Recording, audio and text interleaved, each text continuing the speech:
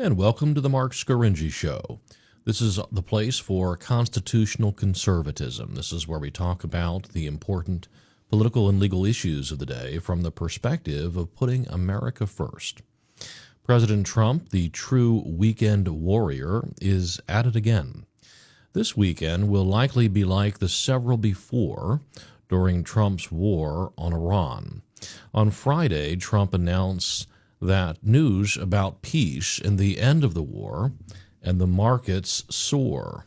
Then over the weekend, it's revealed that what he said on Friday may not be true because the Iranians are saying the opposite today. Trump then escalates the rhetoric and talks war, war, war. And if this weekend is like the several before, by Sunday night he'll be talking once again about peace, just before the markets open Monday morning. So which is it? Is the Strait of Hormuz open or closed? It's unclear today. Friday morning, April 17th, President Trump and Iranian officials announced that the critical waterway for oil and gas was completely open.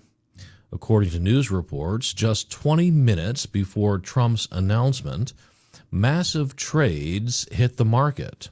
Investors sold a combined 8,000 lots of Brent crude futures, a $760 million bet that oil would go down. These orders were much larger than anything else at the time. The traders made huge wins, great gains, because naturally, oil went down after Trump's announcement on Friday. And by the way, as an aside, President Trump has announced that he will pardon everyone in his administration. So I guess some close to him have decided that they're going to do the insider trading game and they're going to inside trade their way to great wealth in conjunction with the president's announcements during the war on Iran. You and me, not so much. We just get to pay for the war. At the same time that Trump and Iranian officials announced the strait was completely open on Friday, Trump immediately added, however, that the American naval blockade of Iran's ports would remain in place until a deal was reached to end the war. So is the strait open? Well, yes and no, according to President Trump. Perhaps Trump did not and does not understand that when he announces the strait is open, that means he must lift his blockade of Iranian ports. Otherwise, the strait is not open. Well, this Saturday morning,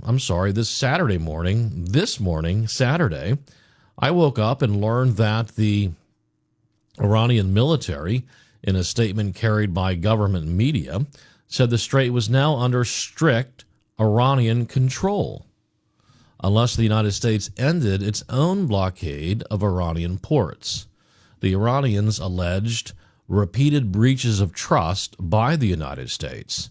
It seems the Iranians believe that the U.S. would end its blockade in exchange for their agreement to open the strait.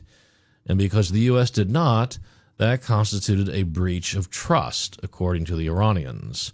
Well, who knows what the truth is? This is par for the course with these negotiations. Trump tells us one thing, the Iranians tell us something else. Who knows whom to believe? Well, what we do know is there are reports this morning, again Saturday morning, two gunboats linked to Iran's IRGC fired on an Indian tanker in the Strait of Hormuz. Other reports indicate that 20 vessels have turned around due to the attack. So it appears the strait is closed by Iran, despite the president's announcement on Friday that the U.S. and Iran had agreed to open the strait. So it seems, once again, Trump is desperate for a deal, announces a deal without knowing or understanding what is in it or what is out of it, just like when he announced the ceasefire with Iran nearly 2 weeks ago, and it immediately became obvious that the negotiators failed or forgot to lock down whether Lebanon was included. Now, this is not statesmanship. This is desperation. Trump is so desperate to get out of his war that he will say anything and not even attend to the basics of the deal that he's announcing. He'll announce a deal and then he'll go off to a UFC fight or play golf. And these announcements by our president are apparently, seemingly all timed with the markets. On Friday, when this purported breakthrough was announced that the straits would be open, the stock market soared. The Dow climbed 800 points and oil prices dropped over 10%. Now, I assume they will reverse themselves on Monday when the markets reopen because of the subsequent denial by the Iranians and the president's talk of more war.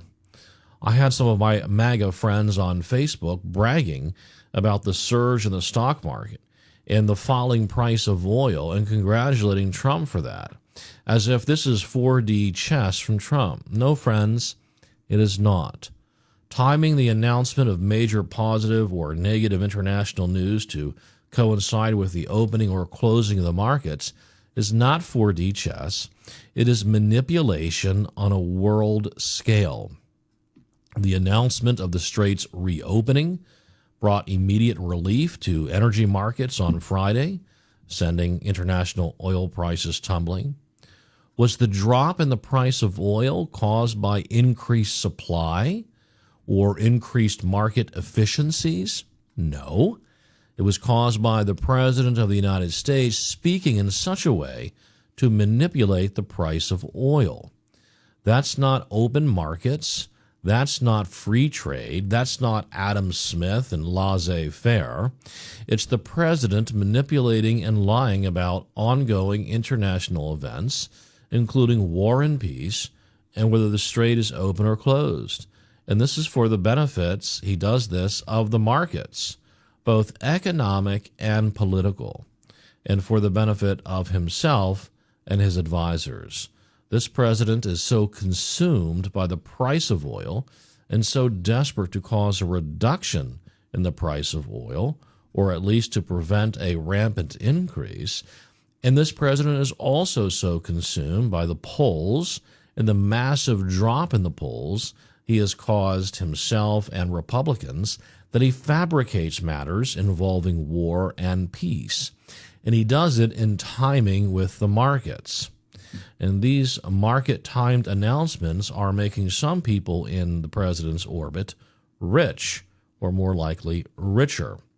This is corruption and insider dealing. This is not statesmanship or leadership in the least. It's cynicism, market, both economic and political manipulation, and fraud. It also reveals this president will do or say anything to get out of this failed war in Iran that he started. We don't need a weekend warrior as commander-in-chief. We need a calm, level-headed statesman who resists the influence, the flattery, and the pressure of the swamp, the deep state, the Israeli lobby, and certain sects of evangelical Christians. Each of these groups want war against Iran to achieve their own goals, but they are not America's goals. America's goals should be peace and stability, peace through strength, yes, but not peace through war, let alone stupid, unnecessary war. And there have been multiple wars in the Middle East, large and small, since 1948. The three biggest of the wars the United States started, and none of which did any good for the American people. Thousands of American soldiers have been killed, tens of thousands wounded, and the American people have had to shoulder trillions in debt to finance them. This war in Iran could cost us another $1 trillion over time. And right now we are bickering with Iran over whether the strait is open or closed. The one thing we know about the strait is that it was open before we attacked on February 28th, 2026. We are now spending billions of dollars a day in money we don't have, in money that we're borrowing and spending, to try to reopen the Strait of Hormuz that President Trump caused to be closed. Think about that. Think about the idiocy of that. Remember a few days ago, Trump said he didn't care about the strait and that America didn't need it. America didn't use it. We've got all the oil we need here. And that if the Europeans or the Chinese, if they cared about opening up the Strait of Hormuz, let them do it. That was President Trump just a few days ago, before he announced this massive United States naval blockade of the strait to try to open the strait. And yet here we are. We're spending billions and billions of dollars to this day on the president's flip-flop about apparently the importance to the United States of opening the Strait of Hormuz. Billions and billions in taxpayer dollars. And we will have to suffer the inflation that has already resulted and will continue to increase because of this unnecessary war. We're not spending real money. We're borrowing and spending money. That we're inflating the currency in order to pay for this war. And we'll be paying for it for generations to come. Our weekend warrior is rich and has gotten immensely richer off his presidency and the uber celebrity status it has created and he has influenced so significantly. But the American people, not so much.